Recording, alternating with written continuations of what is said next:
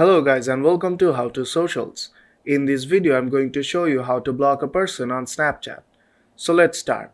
First, open the Snapchat app. When the app is open, you have to look for the person you want to block on Snapchat.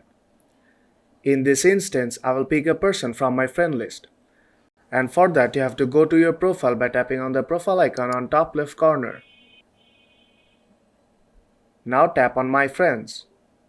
And I'll just quickly pick a person from here.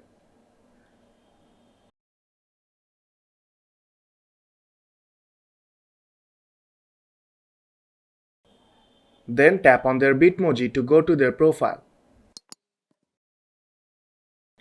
When you are on their profile, tap on the three dots on top right corner.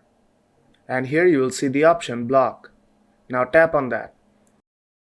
And then tap on Block for confirmation. And it will take a few moments. And that is how you can block a person on Snapchat. So if this video helped you out, then don't forget to leave a like. And I'll see you in the next tutorial.